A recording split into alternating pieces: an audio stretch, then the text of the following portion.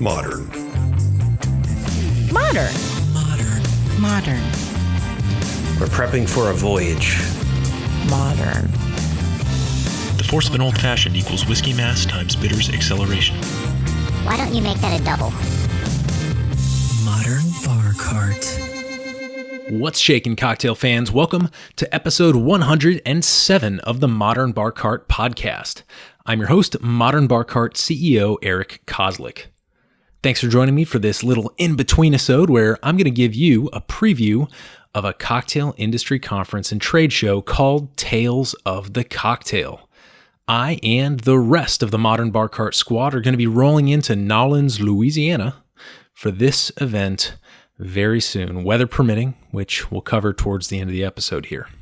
And I wanted to share this experience with you, our home listeners, because I think it's one of the coolest cocktail-focused events that takes place in the world, period. The nice thing is that it's not just for bartenders, distillers, and brand reps. Yes, they do make up a large volume of the attendees, but there's also a great deal of home enthusiasts who attend the conference, and that's why I want to run through the basics with you here. My goal is for you to get a really good sense of what Tales of the Cocktail is, then check out our video and audio coverage of this year's event as it rolls out over the next few weeks, and finally decide if this is the sort of thing you might want to attend in the future. We paid for plane tickets, hotel rooms, and seminars, and you get to just sit back and be a fly on the wall and soak in the highlights. But before I spill all the juicy details, let's take a really, really thorough look at this episode's featured cocktail, which is the mighty Sazerac. Now, obviously, when you're talking about New Orleans, the Sazerac is absolutely the first cocktail that springs to mind. It's legendary. It's the old-fashioned that somehow managed to be cooler and more delicious than the old-fashioned, which is quite a feat indeed. But many questions arise when discussing this legendary tipple. Where and when did it phylogenetically branch off from the old-fashioned? What's the proper recipe, considering that multiple interpretations of this drink exist? And what role does it play in the history of the American cocktail? To begin answering these questions, I think we need to start with the city of New Orleans, its heavy French influence, and its original spirit of choice, brandy. If you were paying attention in history class, you'll know that New Orleans came into United States ownership in the year 1803 with the Louisiana Purchase, arguably one of the best real estate deals in history, at least for us. So, as reason would dictate, there was a healthy French and Creole population in the city of New Orleans and a lot of trade ties with France, even after the territory was ceded fully to the United States. As a result, for the first half of the 19th century, this preferred spirit of New Orleans was French brandy, grape distillate, which by all accounts at the time was often aged in charred oak barrels, a practice relatively new to the spirits world. So, as we move forward in history here to the days of the Sazerac, let me make one thing abundantly clear. Barrel-aged spirits became popular around the same time that the city of New Orleans began to exert its drinking culture upon the surrounding areas of the United States. This is where things get complicated, hairy, and a bit indistinct. It seems like every contemporary bourbon brand named after an old white guy has some sort of story about when the rick house burned down and they discovered that charred barrels were the future. But I think there are other, perhaps more plausible reasons why American distillers started putting their juice into charred oak barrels. My two leading hypotheses, supported by existing scholarship, are as follows. A, because France and Scotland were already leading the way with barrel aging, soon to be followed by Ireland. So it made sense for American producers to do the same in order to compete with foreign spirits in their domestic market. And then B, think about barrels.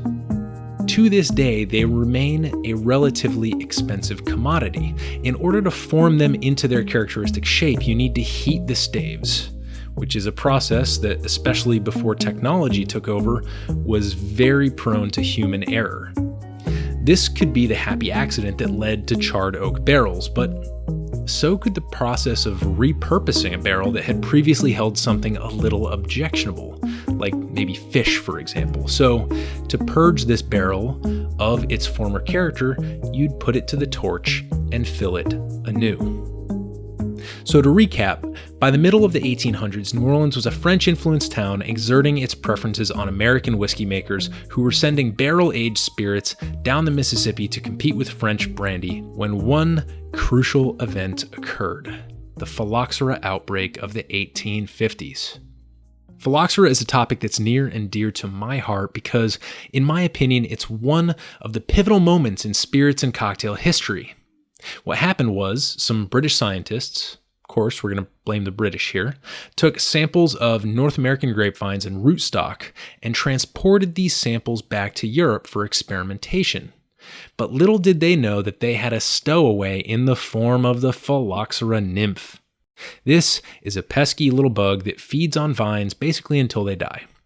And although American grapes had the opportunity to develop some immune responses to this organism over the centuries, no European grapes could withstand the sudden onset of the blight. As a result, the ensuing 20 years was a sad time for grape growers across the pond, and correspondingly, the wine and brandy industries were all but wiped out.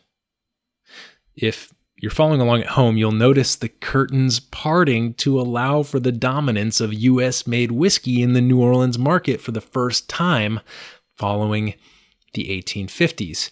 And that little opening provided by phylloxera was all American whiskey needed. Combine this with the turmoil of the American Civil War in the 1860s, and we have a drinking and social culture that's primed for a shakeup in the 1870s and beyond.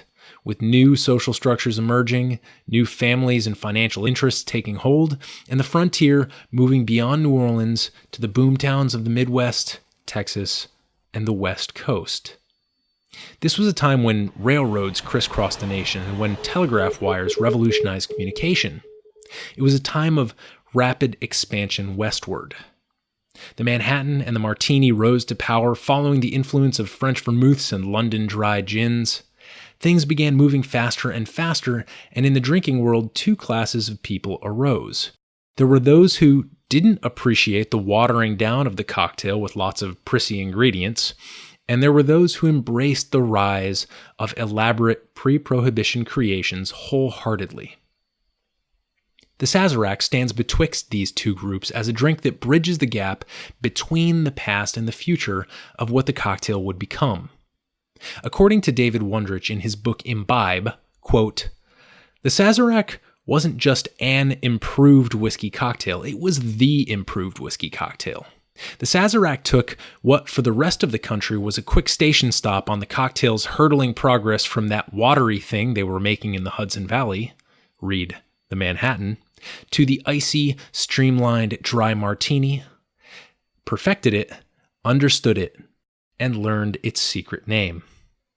When the rest of us went whoring after vermouth and orange juice and other adulterants, or locked our tastes down to highballs and old fashions, they, the people of New Orleans, stuck with what they knew was good."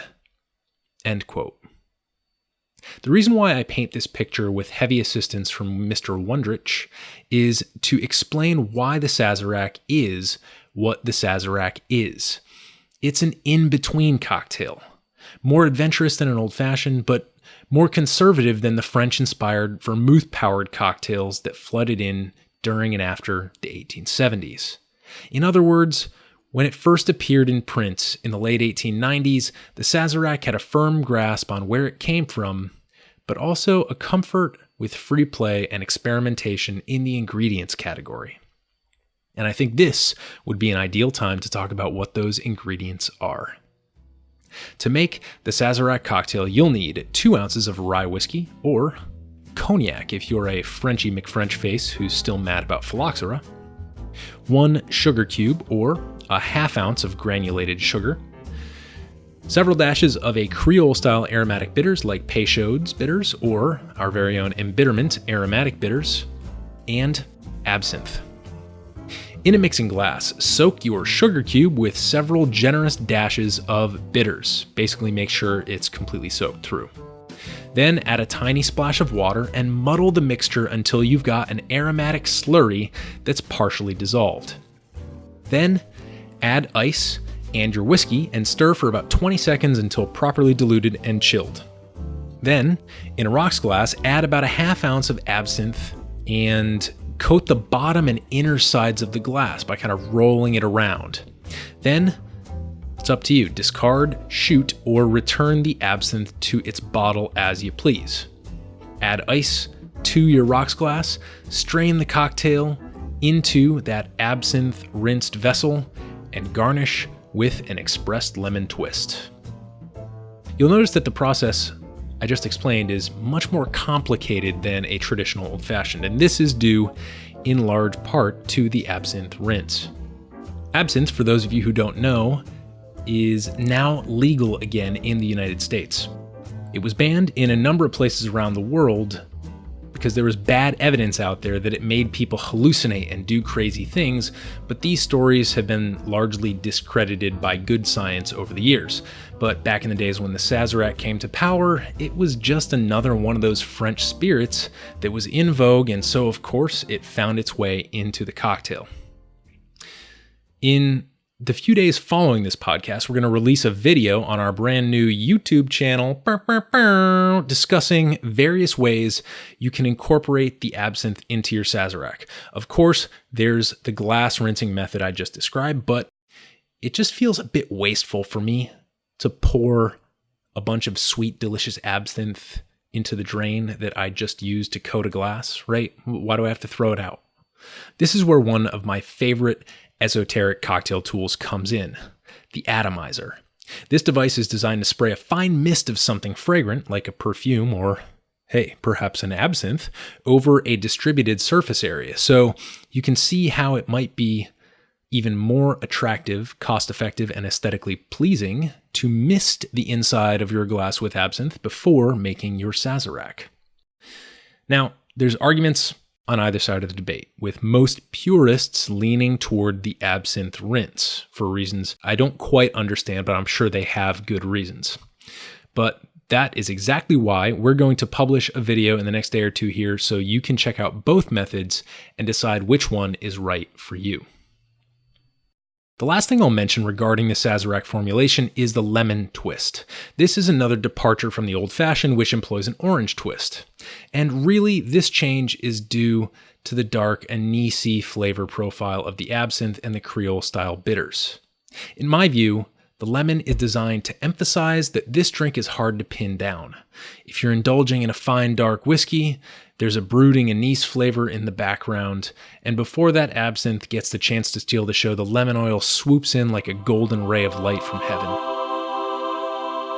The Sazerac is grounded, but it doesn't sit still. It's a momentary respite from reality, but it has its finger on the pulse of the world. That's why I love it, and it's why I enthusiastically encourage you to sample one in the comfort of your own home, or, even better, in New Orleans, the Crescent City, next time you visit. So, now that you've received your 10-minute crash course on one of history's most important libations, let's talk about New Orleans' premier cocktail conference, Tales of the Cocktail. Reading straight from their website, quote, founded in 2002, Tales of the Cocktail has grown from an annual walking tour of historic New Orleans cocktail bars into the world's premier cocktail festival.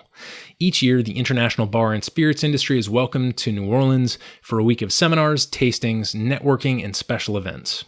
With hundreds of opportunities developed specifically for bartenders, distillers, and other bar and spirits professionals, Tales of the Cocktail is the industry's annual meeting place for the exchanging of new ideas, products, and techniques. End quote. Now, I'm not sure if you're the kind of person who attends conferences regularly in your line of work, but if you are, I want to paint the correct picture for you regarding Tales, as it's affectionately referred to in the industry. This isn't the sort of event that's held at a big dumb convention center. In fact, it's historically been held at some of the most historically important, and not to mention beautiful, hotels in the French Quarter of New Orleans. This year, it's based out of the Royal Sonesta Hotel, which had previously hosted kind of like satellite seminars. And in the past years, it's been based out of the Hotel Monteleone right around the corner. So if you're concerned about putting on miles and miles of walking in a generic mega building, you've got the wrong idea. The next point I want to make is about the high quality of the education they offer in the form of their seminars. These are 1 to 2 hour panels and tasting crash courses you can attend on any number of subjects, from spirits to bar management to cocktail science to history and beyond. Just to give you a course sample, my seminars for this year are as follows. 2 tasting seminars, one called Liquid Apples, where we'll get to taste apple brandies from all over, and another called So You Think You Know Mezcal, which seems pretty self-explanatory. Then I've got a seminar on the history and theory of cocktail menu design, and finally, to round things out, a seminar on how to cost out a cocktail at a given bar, basically the theory behind what cocktails cost. Obviously, the first 2 are focused on tasting and really digging into the nuances of a specific spirit category, and the other 2 seminars are a little bit more espionage type work that I'm doing to continue providing you, our dear listeners, with bar hacks you can use at home based on first principles from the actual bar industry. In the past, I've attended seminars on the future and science of citrus, podcasting for bartenders, which is the genesis of this podcast, and tasting seminars where I got to try rare chartreuse products and even a cognac from 1914. And the cool thing is, if you spend a nominal amount of money on seminar tickets, we're talking just above $100 here, so roughly 2 to 3 seminars, you get a wristband that allows you free and unlimited access to all the tasting rooms that are running in the rooms adjacent to the large seminar halls. This is where you can go to meet distillers and mixologists who are sampling out their wares for all to taste. So literally from 10 a.m. to 4 p.m. every day of Tales of the Cocktail, you can enjoy premium education, free spirits and cocktails, and all that the great city of New Orleans has to offer. Now, with great trepidation, I do have to add one caveat to this episode because there's currently a tropical system headed in the direction of New Orleans that has the potential to disrupt travel and commerce in the city if it happens to escalate into a serious storm and overflow the levees. We don't like to talk about these things happening, but with global warming and all this jazz, it's going to happen more and more often, unfortunately. So please send good vibes out to Jesus or Poseidon or whomever your go-to hurricane reduction deity might be. But rest assured, if there's any chance that I can get down there and chronicle this epic event for you, I absolutely will. I hope you enjoyed this Big Easy inspired episode on the Sazerac and Tales of the Cocktail. Please be sure to check out our social media and the show notes page for this episode in the few days after it launches for a video tutorial on how to make the Sazerac at home, and hopefully the next time you hear from me, it'll be from the beautiful city of New Orleans. Cheers.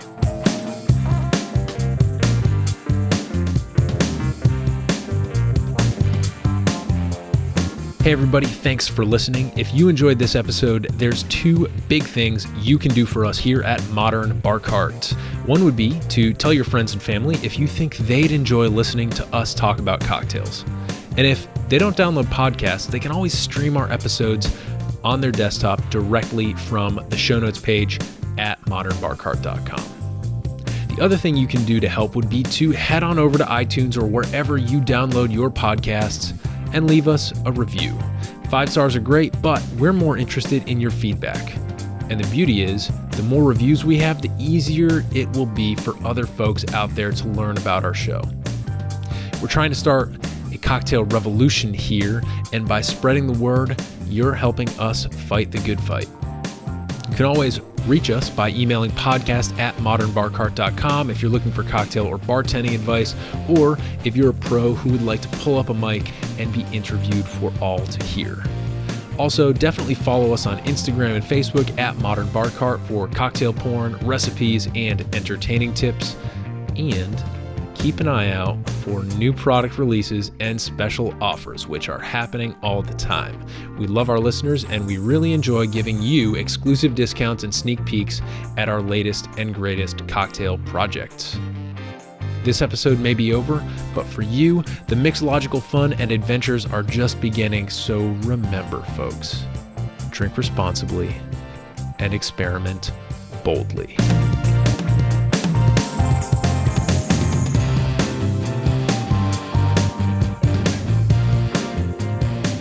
This episode was made possible with editing and production assistance by Samantha Reed and a little bit of Sazerac Slingin' Magic by yours truly.